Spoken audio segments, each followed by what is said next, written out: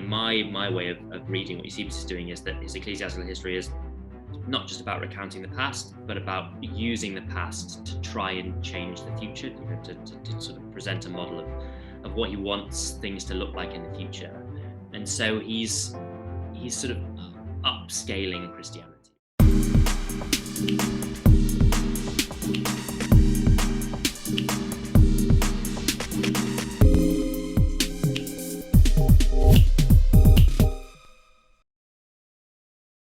Thank you for watching this video. Please help us keep the show alive by liking and sharing this video, and by subscribing to the show and making sure the notification button is switched on. For those of you who can help a little bit more, there's a Patreon link down below where you can contribute whatever you can. Every little does help, and all the money will go directly back into the show. You can also keep up with our latest content on Instagram at The No Show Pod, as you can see on the screen. As you know, The No Show is an initiative designed to make academic research accessible to everyone. So do contribute to the conversation, leave some questions, have a discussion, and I'll make sure I get back to everyone. So James, thank you so much for joining me on The No Show. I'm really pleased to have you. It's a real pleasure to be here. Thank you so much. So you're a historian of, I want to say Rome, but also Christianity. Is that correct? Yeah, that's exactly right. And so it's a very interesting history because I've been speaking to you before this recording, and you sort of, you've done this major work on supposedly the earliest historian of Christianity, which is Eusebius. So I want you to introduce the character of Eusebius first to the audience, so then I can start, shooting off my questions. Of course. So Eusebius is, I think, the most interesting ancient historian you've never heard of. He was a kind of an academic and later a bishop in a city called Caesarea in Palestine. So what was ancient Syria, Palestine, and modern Israel and Palestine. It's on the northern coast. It's a city on the coast. And Eusebius sort of started by kind of copying out manuscripts, and then he got interested in history, and he starts kind of inventing new genres to write in. He's really, really kind of amazing. So rather than just kind of writing in the ways that other people had beforehand, he writes this thing called the tables, where he tries to map kind of Roman history and Greek history and Egyptian history and Assyrian history all next to each other in tables, so he can sort of map what happened at a particular date and try and kind of elide different methods of keeping time, ancient Egyptian kind of years and Roman years, Greek years, etc. And then he sort of turns from that to try and write a new type of what we call historiography, so history writing, and he writes this 10-book work called the Ecclesiastical History. And he's really the first person, so he's writing in the early 4th century, to try and tell the story of what had happened in the spread of early Christianity in the previous 300 years. So from the time of Jesus up to the time of the Emperor Constantine in the early 4th century. And that work, the Ecclesiastical History, remains our most important source text for trying to do the work of early Christian history. So what was the situation for Christianity at the time of Eusebius? Had it grown and become, a powerful sort of institution, or was it still relatively new? So it had grown and it had become more powerful than it was before, but not as powerful as I think the traditional narrative has it by the 4th century. So Christianity at the start in the 1st century is, absolutely tiny, handful of people in the east of the empire. And it grows and grows and grows at a rate of probably about 40% per generation.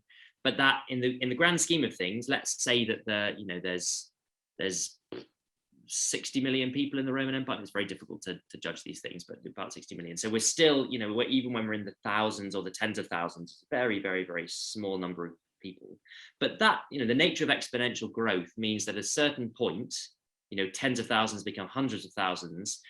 At some point in the mid-3rd century, you suddenly get a massive increase in Christian growth, exponential numbers.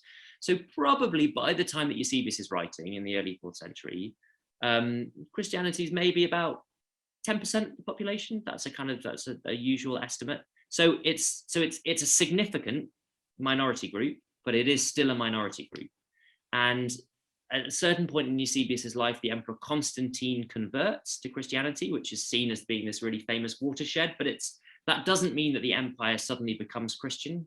Christianity becomes a sort of a formally recognized religion, but the empire doesn't become Christian like that. It's not like kind of traditional religion dies out, and that process of Christianization takes another 100, 200, 300 years. So Christianity is kind of a more major player, but it's still very much the sort of new upstart group in the empire.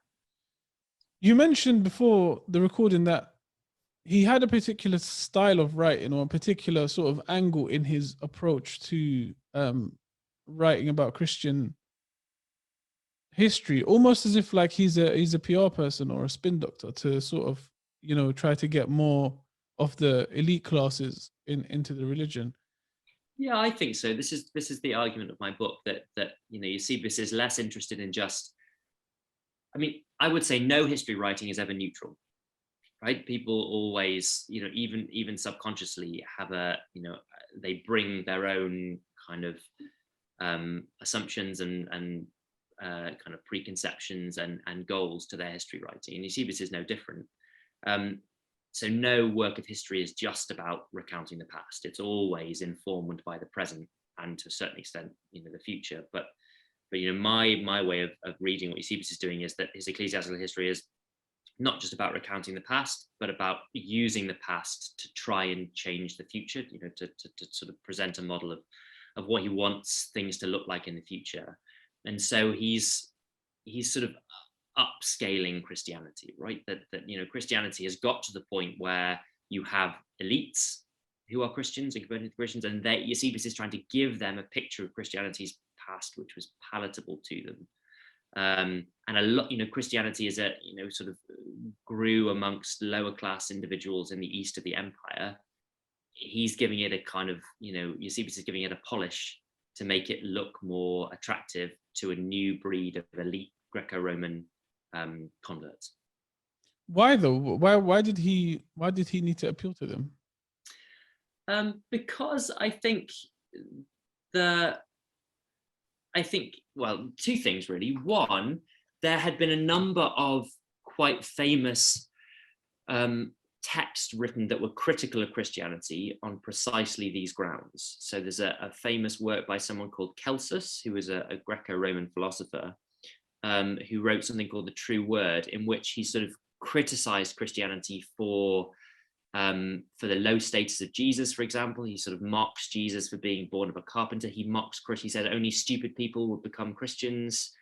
This is that Christians believe stories that only old wives' tales would that are like old wives' tales. Only children or idiots would believe in this. He said, this pagan critic, that look at all these Christians who are so willing to die. They have no respect for their own bodies. They're sort of happy to be martyred. They have a death wish. They have no sort of self-control. He sort of points out there's a movement of ascetics in the early church, of people that are sort of depriving asceticism as sort of practices like fasting or withholding. Not taking part in sex, for example, or sleeping in uncomfortable conditions, that sort of thing, and this sort of went against traditional traditional Roman standards of sort of moderation in all things rather than extreme behavior. And Celsus has already said, look, the Christians can't even agree amongst themselves. They're always, he describes them at one point as being like bad-tempered frogs gathering around a pond, arguing about which of them is the most sinful. This is a famous line in Celsus. So this is the sort of the view that a lot of elites had of Christianity, and Eusebius is trying to respond to those criticisms by saying, look, actually, if you look at Christian history, he says we're not like that at all. He says, we're unified. Jesus was actually a high-status individual. Christian ascetics are not actually interested in extreme behavior. They're very moderate. We look just like your philosophers. So part of it is about responding to these criticisms. And part of it is because, Eusebius wants Christianity to be able to spread in elite circles. And more importantly, there is this moment in the early 4th century where, at times of imperial change, power is up for grabs, right? And this is true right the way through history, right? When you get regime change, there's a sort of moment where stakeholders jostle for position. That's always true. And, there is this moment of regime change in the early 4th century as the Emperor Constantine sort of got rid of his rivals to power. And actually, at the time when Eusebius is writing, there's 2 emperors in the Roman world, Constantine and another guy called Licinius. And Eusebius, I think, is basically pitching Christians for a more prominent role in society. He's saying, look, Christians are actually the best Romans. We're the people that best demonstrate traditional Roman intellectual values and traditional moral values, and we should hold high office, right? Christians should be governors. Christians should be city prefects, right? Okay. He says we're the people that should be running the empire. That sort of explains a lot. And obviously he wanted to, like, from what I understand, obviously because of these criticisms of Jesus being a carpenter, etc., and for the lower classes, he went about convincing the elite that Jesus was an intellectual through essentially showing them that he can have communications with kings and go back and forth. To what extent did it work? Very hard to tell. So it's because we're dealing with an ancient culture where so few texts have survived, we often don't really know about the reception of these works.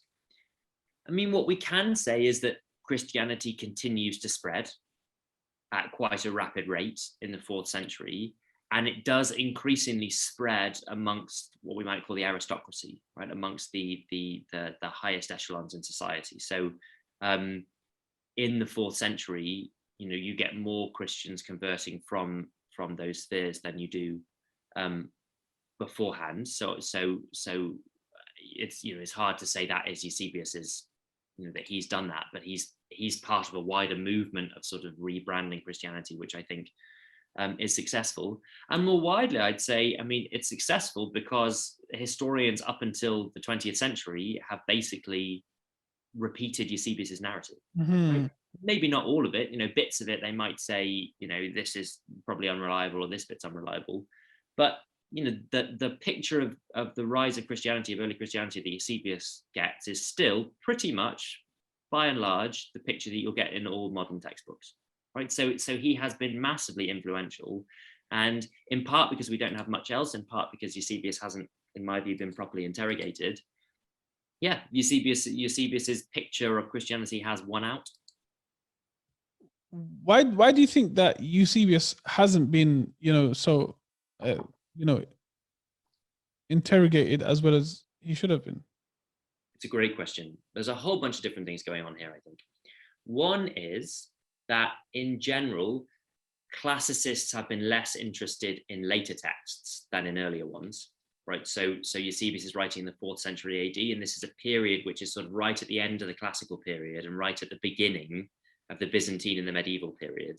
And so in terms of scholarly disciplines, it falls on a bit of a crack. And so the people that are reading Tacitus in very sophisticated ways are classicists and don't tend to read, or traditionally didn't tend to read, texts from the 4th century. But the 4th century was still a little bit early for the people that are reading, Bede, for example, amongst the medievalists. So part of it is just, disciplinary kind of boundaries within academia. These do have a real impact on study. Part of it is because so there's a little bit of theology going on here as well. So Eusebius is at one point essentially found to be a heretic and to have the sort of wrong views on a matter of doctrine. And that meant that a lot of his writings stood under some suspicion. And the way that people sort of saved the ecclesiastical history from that sort of wider dismissal, which they needed to do because he's our only, or our main source for early Christian history, was to say, well, look, the ecclesiastical history is basically a compilation other sources. There's no kind of creative agency from Eusebius, so you don't need to worry about his heresy having kind of, tainted the history. So it had this reputation for a long time of being basically a compilation, right? And so it didn't really need interrogation because people thought, it's basically a cut and paste job of other sources, and that's now sort of, before my work and in my work been questioned.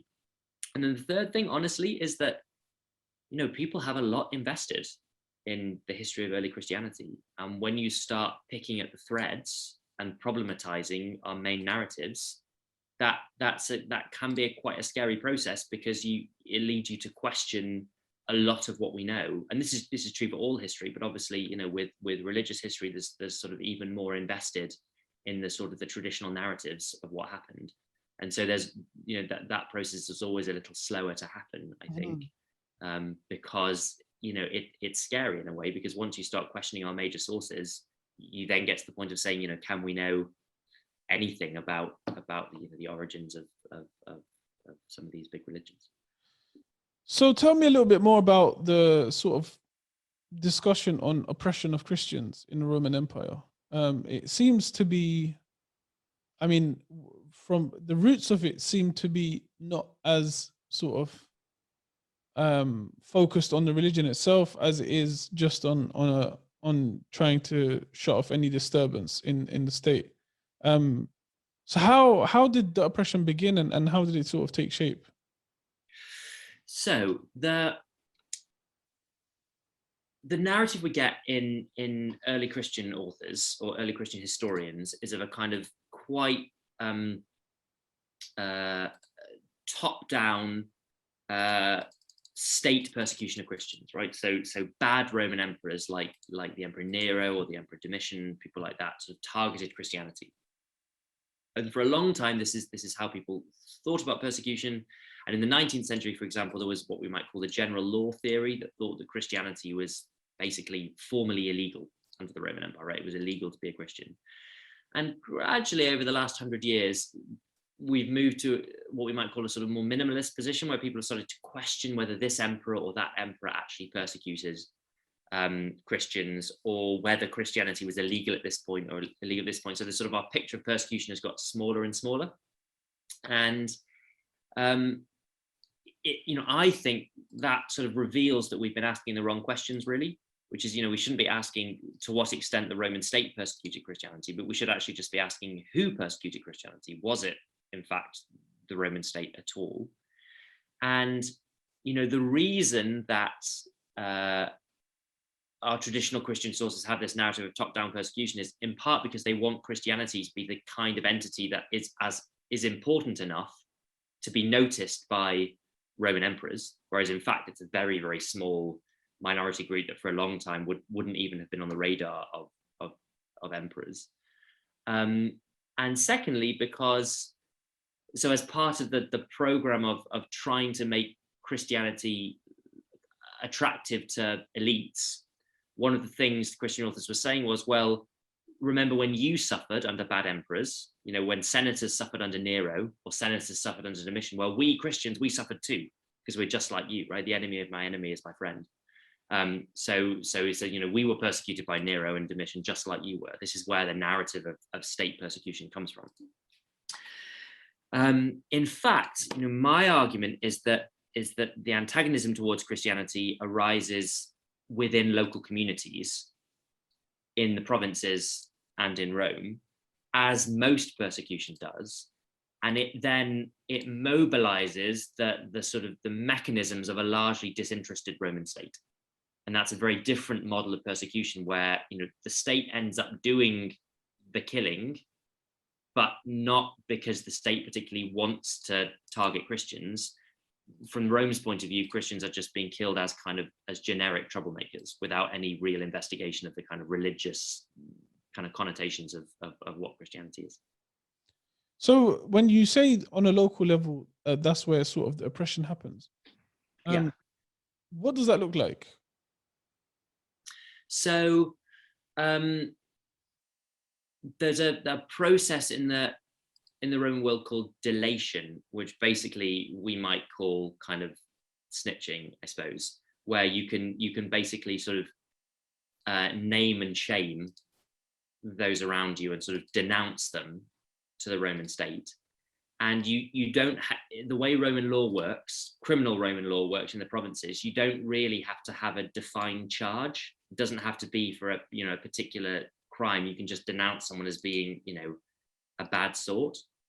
And we know that the Romans are in general very worried about, well, the only thing they're really worried about is unrest in the provinces. They don't want their main interest is in keeping things pretty calm in the provinces, so that the taxes roll in and they keep making Rome wealthier. So what they're really worried about is is rebellions and unrest. And so they, in particular, they basically won't allow any kind of groups in the provinces. So to give an example, we have one example where a governor asked the emperor if he can form a fire brigade in the provinces, because there's been so many fires recently. And the emperor says, absolutely not, right? We're not doing that, because a fire brigade might become political and it might turn into a sort of gathering of unrest, right? So when the Christians are denounced, all a Roman governor really needs to know is that they are gathering, right? This is a sort of collection of people that are gathering sometimes at night, and no one really knows exactly what they do. And that's enough for a Roman governor to sort of be concerned about them. And as to why neighbors would sort of denounce people, well, we know that the atmosphere of the Roman provinces is quite antagonistic, right? This is a sort of in the ancient sort of face-to-face world where there's competition for resources, this kind of sort of infighting was going on all the time, right the way up to the early modern period. So we know that kind of the witch trials, the famous witch trials of in England and Scotland and in Europe and over in New England as well, are basically kind of community old lingering community tensions, right? That you've had beef with your neighbor for 40 years, that comes to a head and you mobilize an accusation of witchcraft against them, which is not really anything to do with them being a witch at all. It's just a way for you to kind of get your revenge for 30 years of resentment. And I think something similar is going on in the persecution of the Christians. How would you look at the climate today, the political climate today, and sort of like post Brexit and populism and that sort of stuff, and draw comparisons from where we are now to how a Roman environment was?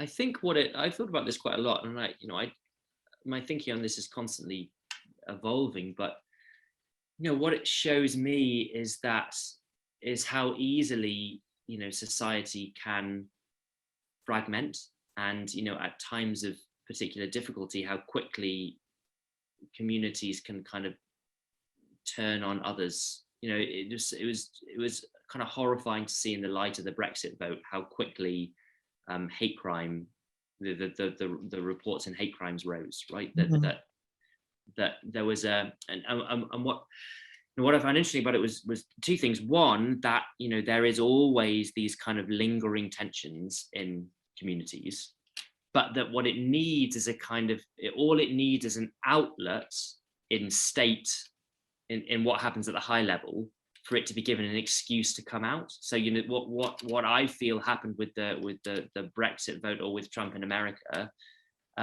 is that it allowed, or it sort of gave license to this kind of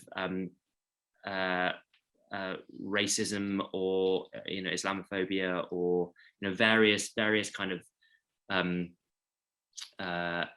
prejudices. It sort of made it was an avenue by which they could come out, because they were somehow legitimized from on high. And I think the parallel for me is that, and really you should, I'm not sure it's quite right to look for the source of that antagonism in government, but rather to look for the ways in which what a government does facilitates those actions at the community level. Similarly, and it's no coincidence that my thinking on antiquity is, it's kind of as this project has arisen out of that, that environment post 2016, basically.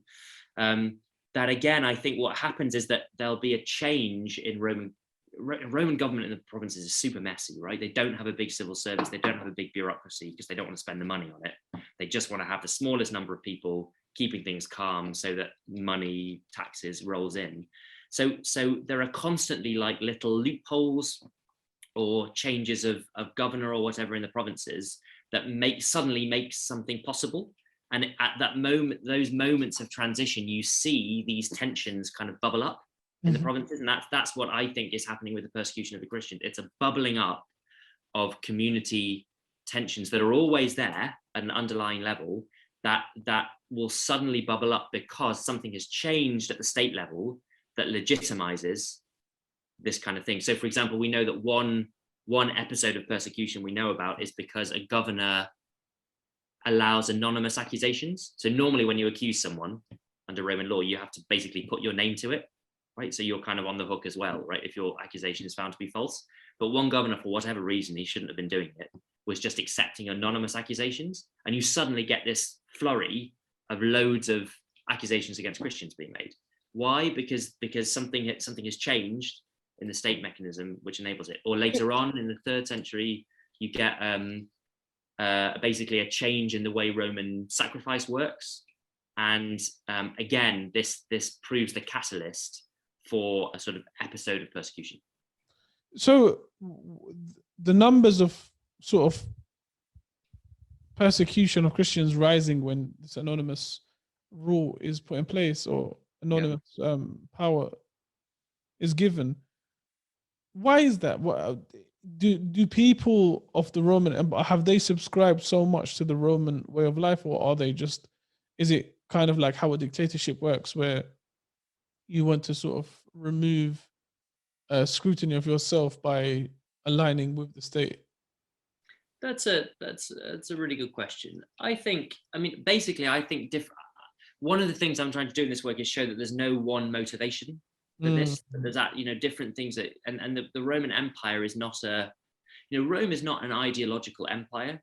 It's not interested in spreading a particular way of doing things. They don't want everybody to be like them or Romans. They just want basically to kind of, extract wealth from the outside and enrich the inside. So it's not that they're trying to force everybody to become Romans. Most of the time, the Romans just leave people to get on with what they want to do. They only really clamp down when they sort of fear unrest.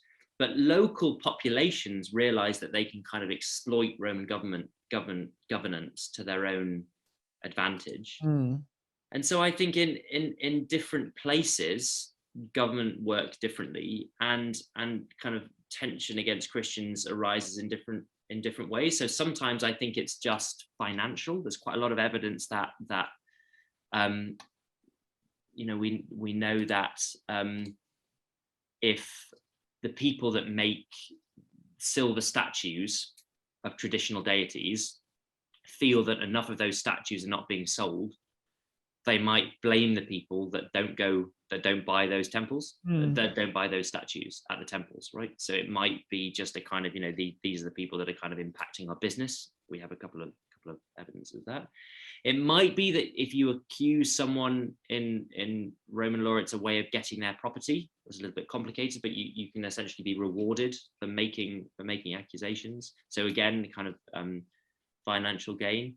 Or again, it might be a way of just sort of harnessing state mechanisms, the state judicial system in your pre-existing rivalries, right? So you have a disagreement with somebody else and you've been going at it for years, and you find a way to basically kind of co-opt Rome on your side to get the Roman government to do what you wanted to do anyway. So again, it's not so much necessarily about a kind of widespread hatred of Christianity as just a sort of, more universal kind of, I suppose, distrust of some minority groups, and the Christian becomes one more label by which you can potentially kind of get one over on your neighbor.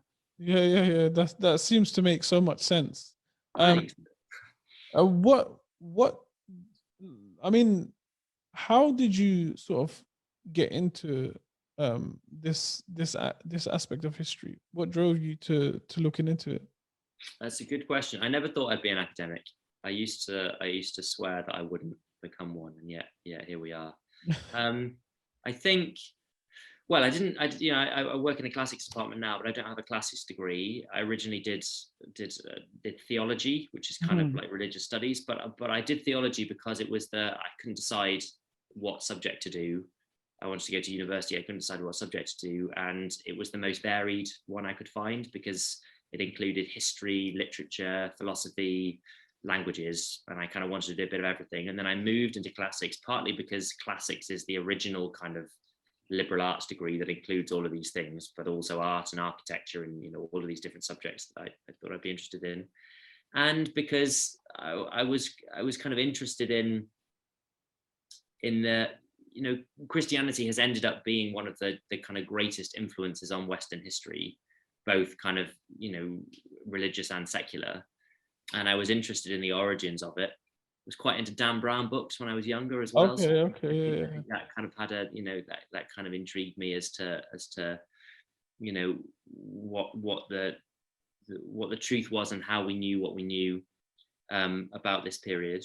And so I'm kind of formally a Roman historian, but actually my work is about both literature and history. I'm kind of really interested in stories and how people kind of write tales, and I work not just on Christianity but kind of antiquity more generally. And then I kind of read that this ecclesiastical history by Eusebius, our first narrative history of early Christianity, at a certain point, which is our main source, and I just couldn't believe some of the stuff that was in there.